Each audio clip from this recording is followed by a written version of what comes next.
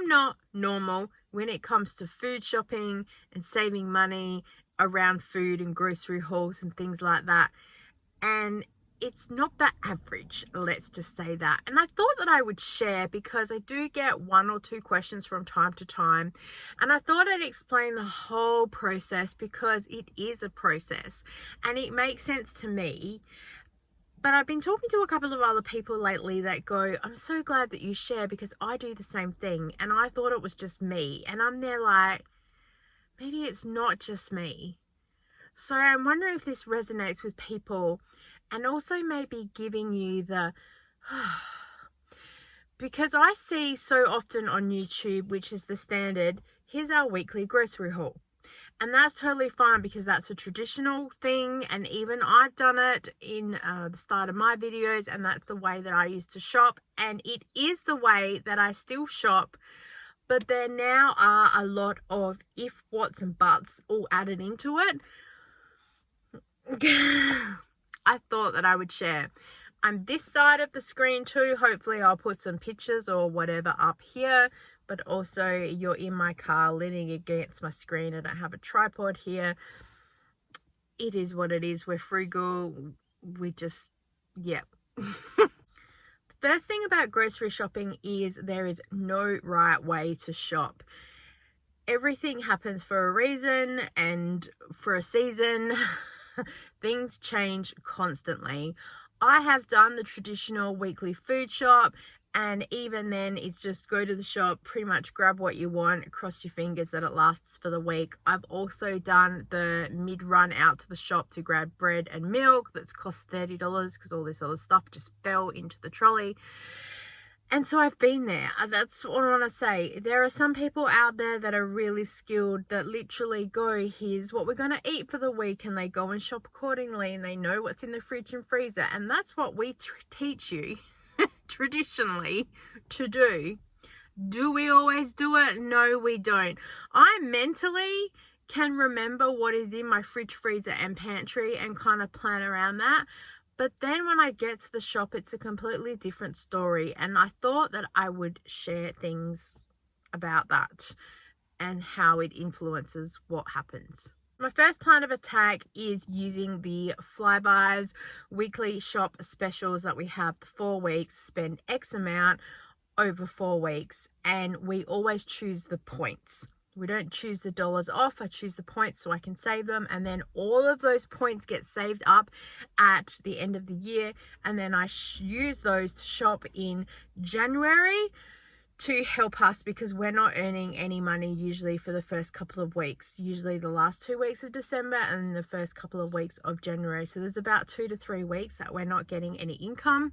So this is where I have shopped and planned and prepped and set us up all year for that time period. Like most people, we have 2 Flybuy accounts in this house that we use, and we would juggle the 2 accounts between one another. I have in the last couple of weeks tried to really be focusing on stockpiling and shopping to fill in the little holes, using all the meat and the bits and pieces that we have in the freezer and the pantry to combine meals so we can start using up that meat. So eventually I can start really targeting markdown shopping again and start filling it up again. But for now, I want to focus on what we have and spending as little as possible. Because I am very strategic with how I shop, our offers are always pretty low, right around $60 or $70 for the week. I won't shop any more than that. Once it hits $80 or more for 4 weeks, I'm out because the percentage, I think it's more than 10%. I can't remember what the percentage back is, but I remember working out that once it hits $80 or more, that would be $160 for a week. That's not worth it for the kickback just because I'm stingy. And I know that if I hit that, it'll go up again the next time and up and up and up. So I will use that best I can. In past shops, I've just shopped between the 2 accounts, bought things that we wanted. From time to time, I get ice cream. It's not a regular thing because I can make it myself. Also, it's winter right now, so we don't need any ice cream. And yeah, we don't always get things that other people might get from week to week. We rarely have any soft drinks in the house because we drink a lot of water or juice. And there's just lots of other things. I won't buy half of the chocolate bars and stuff anymore because I just find the price is too much. And a lot of other things I can now make myself. So it's cheaper for me to buy a couple of bags of flours, and I can get markdown cream and turn it into butter. And then I use that to make the cookies, so I don't need to be buying bags of cookies. And that's how I save money. It might cost me a little bit more upfront, but overall it saves me. Yes, it's my time, but then I also get to film it to make content. So it's kind of a win-win. And I love baking. So again, a win-win for me. So I've lately become very strategic with shopping and planning. I don't always share it all, but it is inside my head or a notebook. And I'm trying to stick as close to the fly-by spend offer as I can. So the last 4 weeks that I've just done, I did use the 2 Flybuys offers that we have. Both were $60, so that's $120. And I always spend about $60 to $70 per account. And I had that budget of $200 because I also was figuring that eventually I would need to be picking up additional things from Foodland, like the markdown milk or any bulk chicken that we can get from time to time, and incorporating that all. The idea wasn't that it was a one-stop shop. It was using up also what we have to show people that if you shop using a variety of techniques that I do, you can save money in the long run adding everything together, because I find I struggle going to the shop paying some of the prices that there are.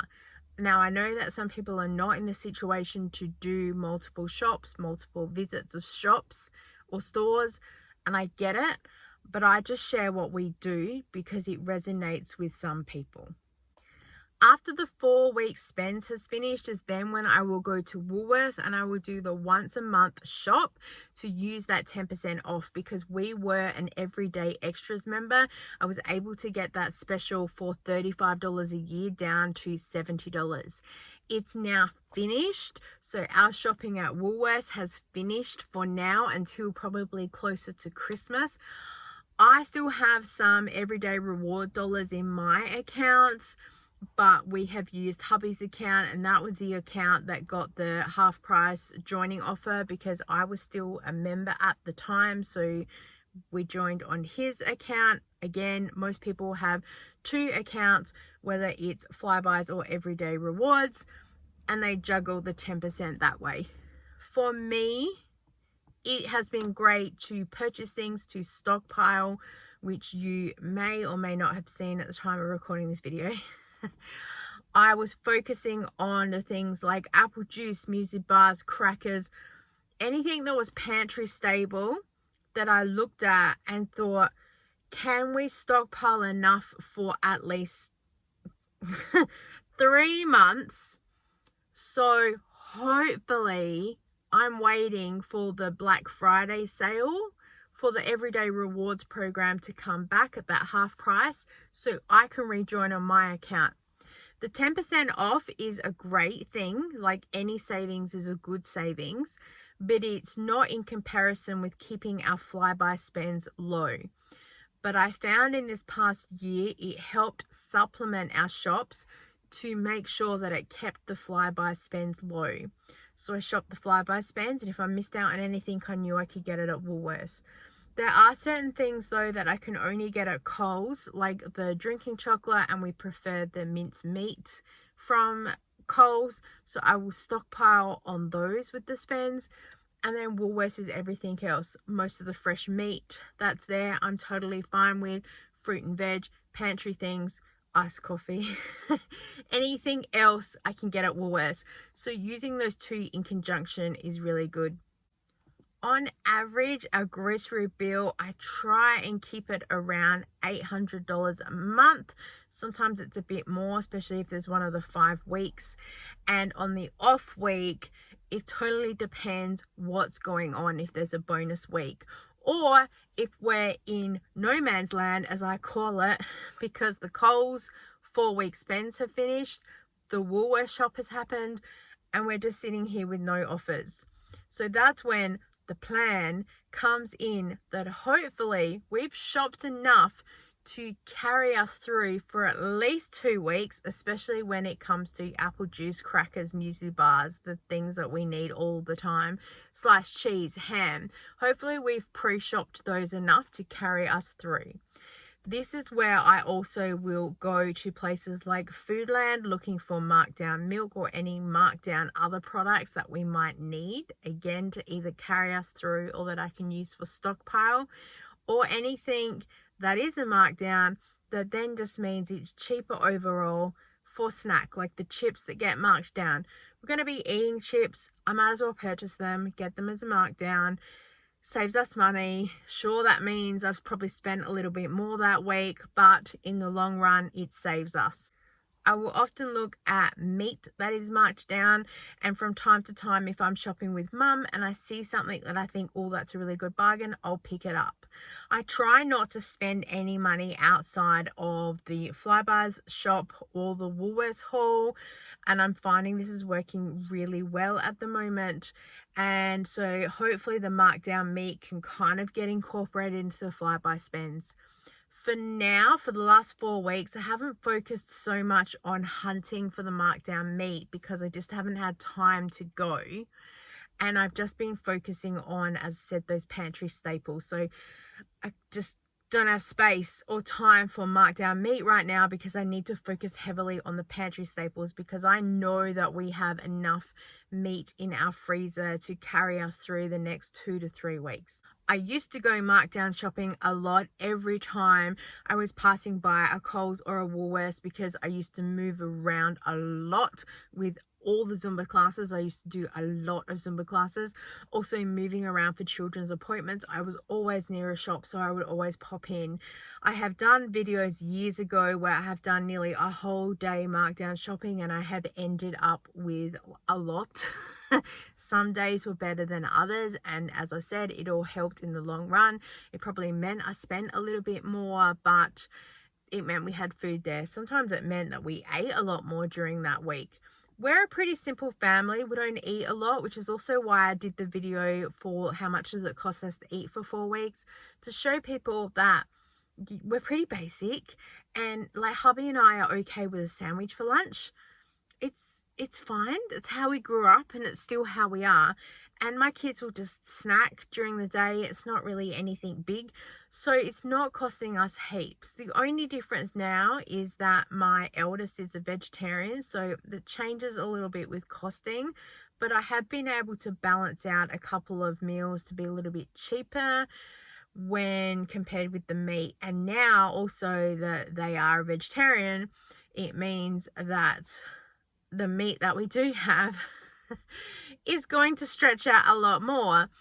About a year ago, we had started some allergy testing on top of looking at them being a vegetarian, because they were having some food issues with stuff.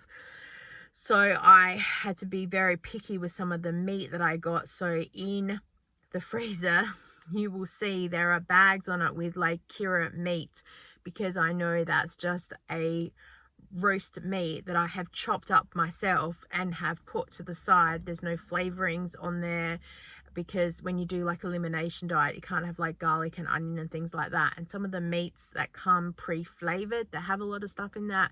So I was having to buy very plain and basic meats, which is where the markdown shopping came in effect. Very handy, because the most basic meats were marked down. That helped. And going to Foodland, so outside of Coles, etc. And then I was able to stockpile that way. Now I don't need any of that, which is good. Hindsight, you know, as they say, it is what it is, and we're now working with what we have. I also have the freedom and flexibility to be home a lot more than what I was a couple of years ago. We still had a lot of children doing appointments left, right and center, and I was involved with a lot more things than I am now. And so I was always here, there and everywhere. We rarely get takeaway these days because I just can't be bothered So many times if we've gone to Hungry Jack's because they have a plant-based alternative, we get the order and it's wrong. We either have to drive back to the store or we have to get in the parking lot, go through the bag and then go back through the drive-through. It makes people upset if the order's wrong. I'm sick and tired of dealing with it, so we just don't do takeaway. Some people no longer also like some of the takeaway with the oils and the other bits and pieces that are in it, so there's no point financially buying takeaway of something for one person and then dealing with something else. I personally am cooking like 2 to 3 different meals every single night. It's not entirely different meals, it's just elements of it. But I say that I cook 2 or 3 different varieties of food. People go, what? I say it is what it is. It's totally fine. It means people eat, it means people are happy, and it's not really any extra time for me. And also it means then that what I'll do is I'll cook, say, 1 kilo of mincemeat. Hubby and I will have our serves, and then there's leftovers for us to have another night. Or I can throw in the freezer and then I know that that's down the track. I rarely eat leftovers like that for lunch because financially I think it's not worth it. It's easier and actually feels safer for me to have a meat-based leftover for a dinner, because then if I'm not here I can just say to hubby, reheat that, and then other people have food that they can reheat as well, and then I don't feel guilty that I'm not here. I don't have as much mum guilt as not being here in the evenings compared with when people were younger, because people are able to fend for themselves. And I cook a lot of my own stuff now. So I make my own chips. I could prep that and then someone could just throw that in the oven. That's not a problem. But I don't think anyone would go to the effort of prepping it. They would look to see if there was any pre-cooked chips, which is totally fine. And that's why I will buy some from time to time, because I do want to make life easier for everyone. Because I'm like, I'm sorry, I'm not home for dinner, but here is something quick and easy. And then that way you don't have to worry about takeaway and all the issues that come with it and the cost. And yeah, like I said, I do enjoy baking and being at home and making a lot of stuff from scratch. So it just makes life a lot easier that way. From time to time, I will do the food challenges or the pantry challenges. I've done the 31 days of using up things from the fridge, freezer and pantry. There were still grocery hauls coming into the house, but that was usually also things to go straight to a stockpile, and anything that was fresh like milk or cheese, iced coffee, they were coming in to be used because we didn't have it or we need it for an every week thing. So I didn't incorporate that so much into the use it up. I was focusing on fridge, freezer and pantry to make sure that we don't have stock sitting there forever, that the meat's not getting freezer burn and we're getting the most effective use. We've already spent the money on things. We want to make sure that we're using it and it's not going to waste. So sometimes it's really hard when people request for me to redo older videos. That's, can you take $100 and go to this grocery store and get a week's worth of meals, because we are all eating different in this house now. So I would need to focus on just me and hubby, and I would then need to say serve out 4 portions, and then I would just say, so there's 2 for us now and then there's 2 for later. So that meal still made 4 servings, but it's the adult thing. And I just wouldn't include other people's because they're not eating as much as us, or they're eating different than us, and the costings are all different. I think also with the cost of living right now, the prices are just insane. And also, I'm not ashamed of how I cook. It's very basic, and I'm finding that a lot of people are saying, I really appreciate just the basic meals that you do. Like if we do a savory mince, it's just minced meat, mixed veg, either a splash of barbecue sauce, or I'll put one of those savory mince packets in there and cook it, and then that's it. And I always say to people, use what I've got as a base and then you can add to it or do whatever. I tend not to share a lot of food stuff like that on TikTok anymore because I'm sick of the backlash. Not that I really care what people have to say, because I think, well, you don't live here, you don't understand the food textures and challenges that we have. But I've had a couple of professional chefs on there recently go, you need to be adding more flavor. Well, we don't like it. And if I went to a restaurant, which I went to an event not long ago, and I literally went, I can't eat that. No. So just because you're a qualified chef, it doesn't mean you're a better cook than anyone else. My family enjoy the food that I serve to them. As I mentioned before, we can't do a lot of takeaway because there's too many elements in there that we can't trust or that we don't like anymore, or we can't deal with texturally. So I think that everyone needs to just do what serves them and do what their family like. And as I say, you do you and we'll do us, and happy medium. I will from time to time scroll through different recipes and look for different ideas and think, oh, that could be something. But then I need to remember to add that to the shopping list, to incorporate that into our next Coles flyby spends. And if I don't get to it, it is what it is. It's just life. And I just prefer stability and consistency, and eating the meals that we eat pretty much every single week. It's safe. It keeps us happy. We know what's going on. So I hope that that explains to you how I am all over the shop with everything that's going on. So if you're feeling like you're not doing the right traditional thing that every single person else is doing, or you are constantly at the shops every single day, you know, whatever you're doing, if you're happy with it, cool. If you're not, then maybe think, what else might you like to do instead? And on my channel, as you've seen, I've done it all. I've done the one-stop shop. I've done the go to the shop every single day for markdowns. My issue is also, I could, because I know someone else that does it. They go to the shop nearly every single day and get various markdowns, but they're spending like $30 every single day. And then they put everything together as a big haul and go, here's our weekly haul. I couldn't save a week's worth of food like that, especially if it was marked down, because it's probably going off by the end of the week by the time I went to film it.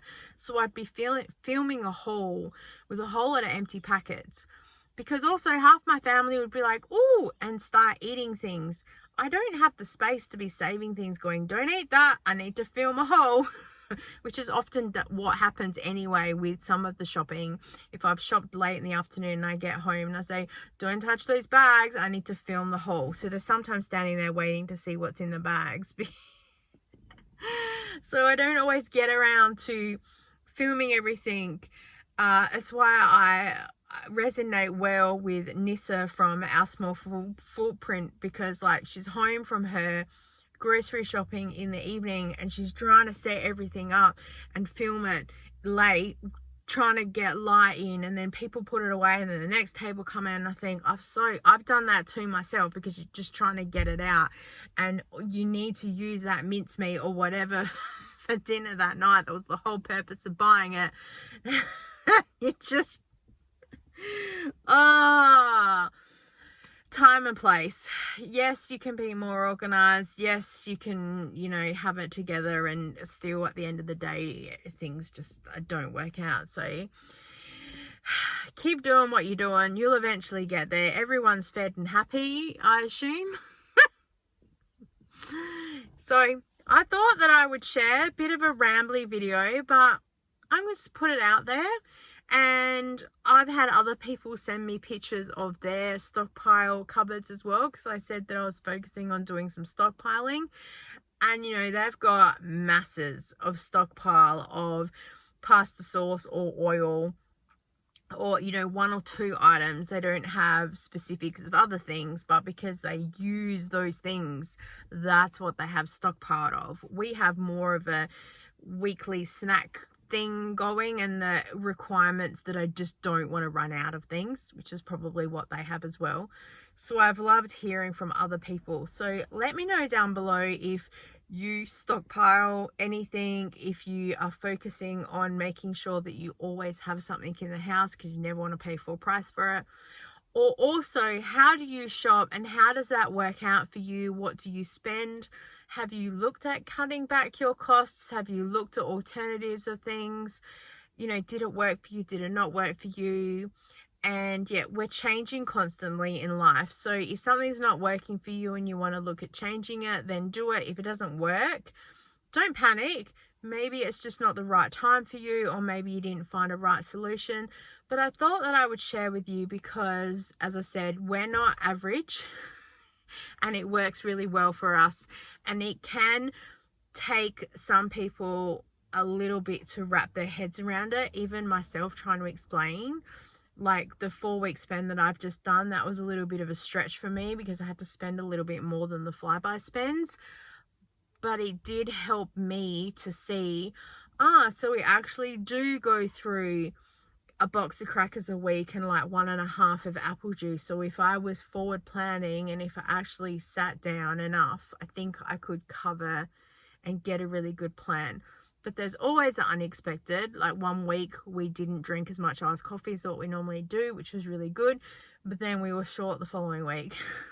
You can never plan for these things, what can I say? But I will say that I no longer need to bolt to the shop to grab 1 or 2 things that I've run out of anymore. I find that I'm on top of things, so I'm grateful for that. But who knows, down the track things could change again. Thank you so much for joining with me today. I so appreciate you. I look forward to reading your comments down below and interacting with other people because we can grow as a community. And I look forward to seeing you next time. Bye.